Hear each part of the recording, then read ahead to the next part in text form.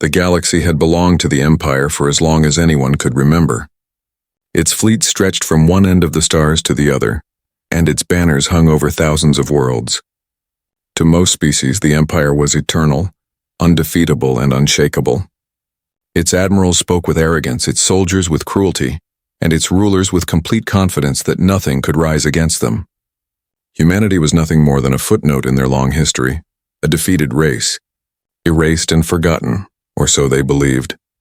Far from the heart of the Empire, at the edge of cold, empty space, a lone scout ship drifted through dark silence. Its crew expected nothing. They were here only to patrol, to watch for smugglers or lost merchants. But their instruments began to flicker with strange readings. Something massive was out there, hidden in the black. The crew stared through the viewport, and then they saw it. A giant vessel floated ahead, silent and still. Its hull was scarred, its shape unlike anything in the Empire's designs. The ship looked dead, lifeless, and yet it commanded a presence so heavy that even the seasoned captain of the scout ship felt his chest tighten. It was not alien, not familiar. It was something different, something older. At first, they thought it was a derelict, an old warship abandoned long ago.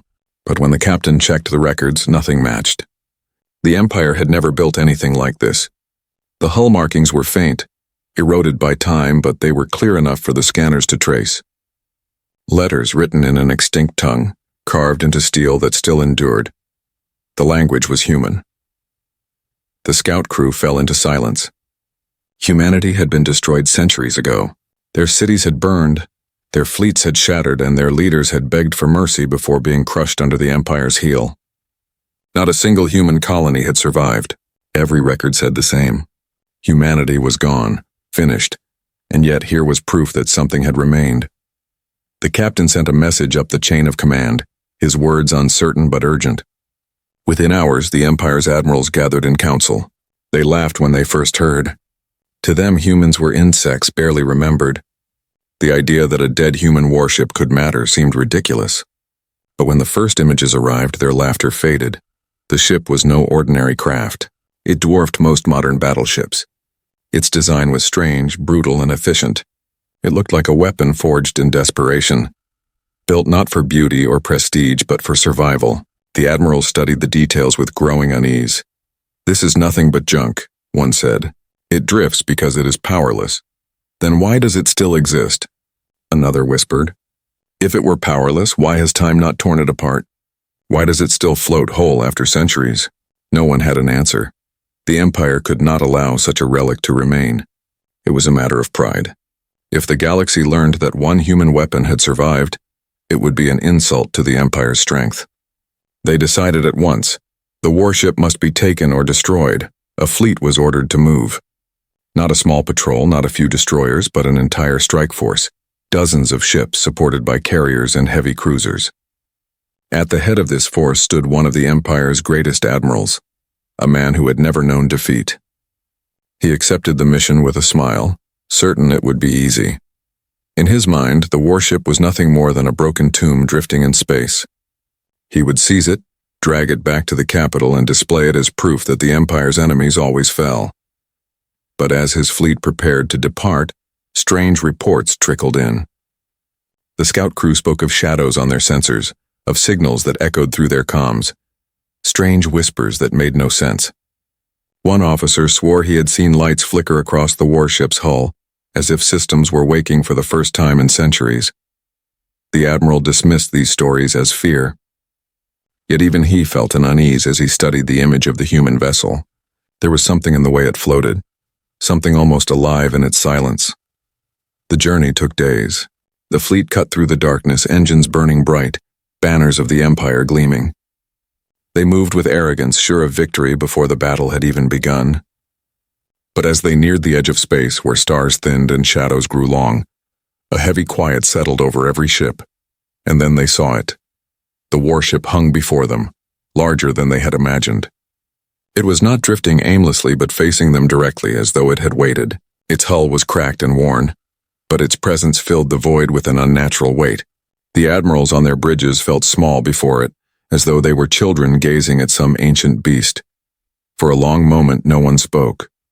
The admiral of the fleet leaned forward in his chair, eyes narrowed. He tried to laugh, but the sound caught in his throat. This was no ordinary derelict. This was something else. Without warning, a signal cut across every channel. Harsh, broken, and filled with static, it echoed through the fleet. The language was unknown to the Empire's translators, but it was unmistakably human. A voice, deep and unyielding, spoke words that had not been heard in centuries. The alien crews trembled, though they did not understand the message. They felt the weight of it, the cold fury carried across time. The Admiral straightened, forcing his voice to remain steady. "It is an empty broadcast," he said. "A recording from a dead race. Fire upon the relic. End this farce." But even as his words echoed, every soul aboard the fleet felt it. The warship was not dead. It was waiting. The order was clear. The human relic was to be erased from the stars. The fleet of the Empire moved into formation, rows of shining hulls and banners, a display of power that had crushed countless enemies before. To the soldiers and officers aboard, this was not war. This was routine. The Admiral, Lord Calith, stood on his command bridge with pride in his stance. His armor gleamed, his rank displayed like a crown. He had never known fear in battle. He had never bowed to any enemy. When he looked at the dark shape of the human warship, he did not see danger. He saw a prize waiting to be claimed. He turned to his officers with a smile. "A relic of the past cannot harm us. It is dead metal. We will burn it into dust and the galaxy will forget it ever existed." The officers bowed. None dared to show hesitation, though many felt it deep inside. The fleet advanced. Thousands of guns lit the dark as the first volleys were fired. Bright streaks of plasma and energy burned toward the silent ship. Explosions flared across its hull, but the warship did not move. It did not even try to defend itself. "See?" Lord Calith said, his voice filled with arrogance. "It is nothing. A corpse long dead. Humanity was always weak." But the junior officers whispered in the shadows of the bridge. The scanners gave strange results. The human ship's systems were not shattered as they should have been. The armor absorbed the blows layer after layer with no sign of breaking. The more the fleet fired, the clearer it became. The warship was not powerless. It was enduring. On another ship, a young alien lieutenant pressed his face to the sensor screen. His heart raced as he saw small flashes of light crawling across the human vessel's frame. They were not reflections. They were awakenings, he whispered to his captain, but the warning was silenced. Fear was not allowed in the Empire's ranks. The Admiral ordered the next wave. He wanted the relic broken open, its pieces carried back as trophies. He spoke to his men with confidence, but even he began to notice the stillness of the human ship. It did not break. It did not drift away. It simply faced them, unyielding as though it judged them from across the void. Then a sound came across the channels again. The same harsh voice from before, but this time clearer. It spoke slowly, words filled with cold power. The Empire's translators failed to decode it, but the crew felt it deep in their bones. It was not the voice of a ghost. It was a promise. And then the lights on the human ship came alive. One by one, systems that had slept for centuries flickered awake. Vast engines hummed, casting a faint glow across the void. Armored panels shifted, revealing weapon ports like the eyes of a predator opening in the dark. The silence that had hung heavy was broken by the sound of power thrumming through the ship's veins. Lord Calith froze. For the first time in his life, doubt touched his heart. "Keep firing," he shouted, though his voice shook. "It is awakening, but the human ship did not pursue. It did not race forward. It waited, patient and cold, as though testing them, as though it knew the Empire's arrogance would drive them closer. Inside the bridges of the alien ships, fear grew. The young lieutenant who had seen the first signs of awakening now whispered to himself, "This ship, it remembers us.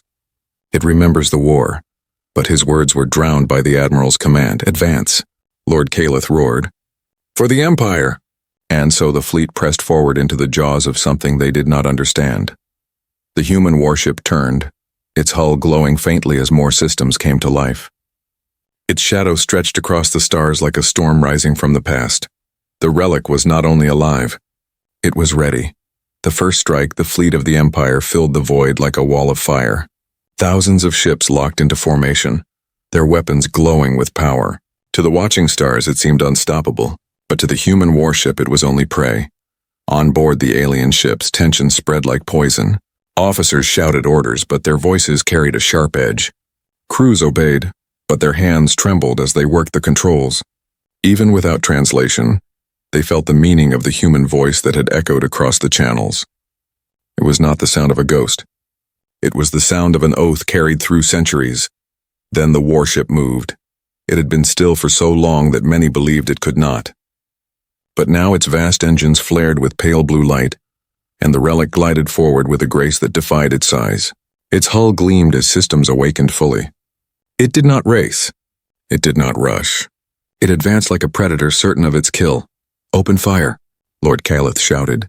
His fleet unleashed everything they had. Beams lanced through the void. Missiles streaked in deadly arcs. Plasma bursts lit the dark like a false sunrise. The human ship endured it all. Its shields flickered, its armor groaned, but still it pressed forward. Every shot that should have crippled it was absorbed or deflected. The more the aliens fired, the more impossible it seemed. Then the warship answered. Its main cannon ignited once more. The blast was silent, almost invisible. A narrow spear of energy that cut across the battlefield. Where it touched, matter simply ceased to exist. Entire cruisers evaporated in an instant, their crews never knowing they had died. The alien officers froze. No weapon in the Empire's vast arsenal had ever done such a thing. Their proudest ships were nothing before it. Another cannon flared from the warship's side, tearing apart a carrier in a single strike. Hundreds of smaller fighters scattered into the void, their pilots screaming, only to be shredded by a storm of autonomous drones released from the human ship's hull. The drones were like shards of metal, fast and merciless. They moved with a coordination that no living pilot could match, piercing into engines, detonating reactors, turning entire squadrons into debris in seconds. Panic spread. Formations broke. Captains screamed over comms as their ships vanished. On one destroyer, a young officer gripped the rail of his station until his claws bled. He stared at the sensors and whispered to himself, "This is not a battle. This is a slaughter." But Lord Calith refused to retreat. His pride was chained to the Empire's image of invincibility. To turn back before a human relic would be unthinkable. He forced his voice to be steady as he gave the order. "Surround it. Bring the entire fleet against it. No ship stands against the Empire." So the aliens closed in, thousands of ships tightening their circle around the lone vessel. From afar it seemed foolish, one ship against an Empire's might. But those who faced it knew the truth. The warship welcomed their advance. As they closed, new weapons revealed themselves. The ship's flanks split open, releasing torrents of kinetic slugs. Simple rods of metal accelerated to near light speed. They tore through battleships as though they were paper, carving neat lines of destruction. No shield could stop them.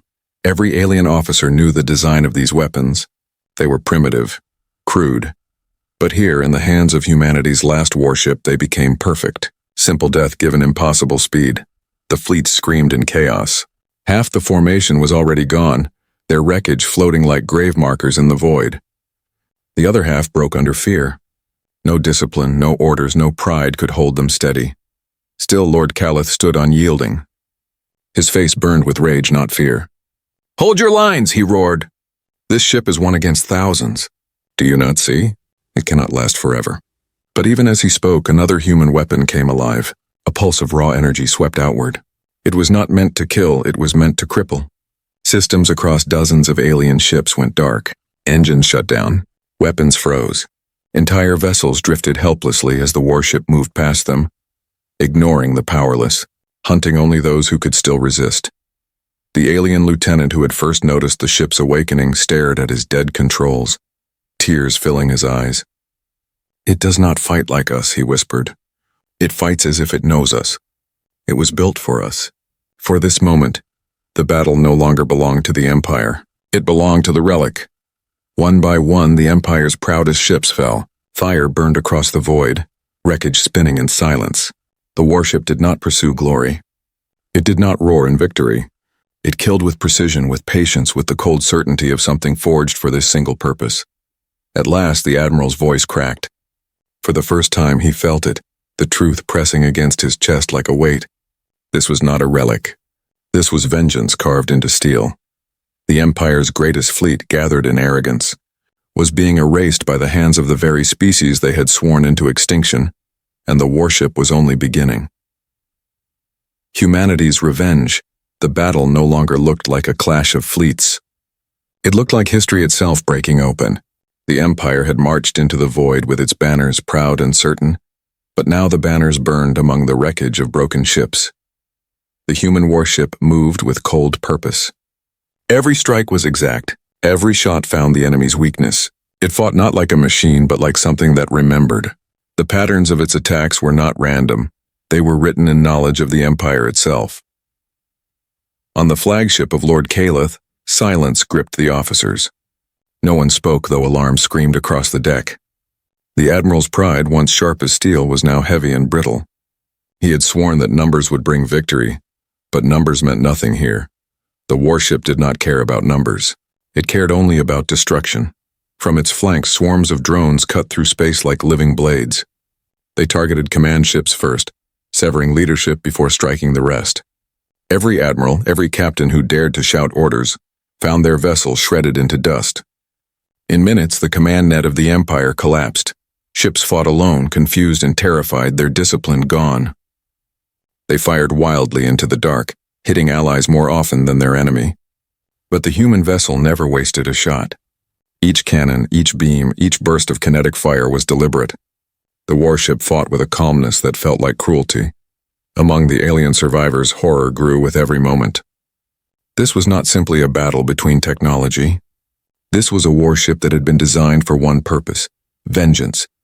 Humanity had known it would lose its colonies, its fleets, its worlds. But before falling, it had poured everything into one creation: a weapon that could never forgive, a ship that would never rest. The Admiral clenched his fists as another wave of his fleet vanished. He forced his voice to rise above the chaos. We cannot fall to ghosts. Humanity is dust. They are nothing but ash in history. But deep inside, he knew the truth. Humanity had not been erased. It had chosen another path. It had left behind its anger in steel, its sorrow in fire, its revenge in this silent ship. The lieutenant who had once whispered warnings now stood frozen, his eyes locked on the scanner. His voice shook as he spoke. It is not only a weapon. It is their last voice. It speaks with every strike. It says, "You may kill us, but you will never escape us." And in those words, the bridge fell quiet. Even the Admiral felt the weight of them. The warship pressed forward deeper into the heart of the fleet. Its weapons roared, its drones swarmed, its massive hull carved through the chaos. It did not slow. It did not hesitate. Every piece of technology the Empire trusted, their shields, their armor, their fleets, proved useless. The warship had studied them all long before they had been built. Humanity had designed it to fight the Empire's future, not its past. One carrier tried to retreat, engines burning as it fled into the dark. But the warship's long-range cannon struck, splitting it into two halves before it could escape. The wreckage spun silently, glowing like dying stars. Another cruiser begged for orders, its captain's voice cracking with fear. No orders came. The flagship itself was in chaos, its officers torn between loyalty and terror.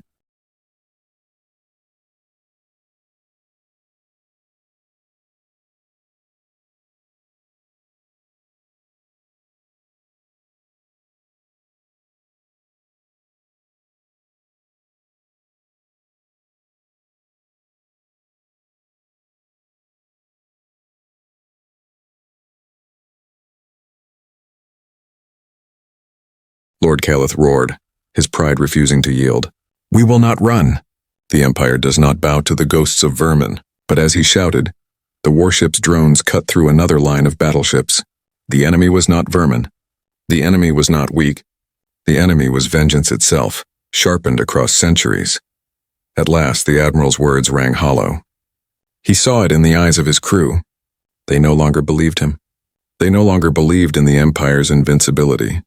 The warship had shattered more than ships.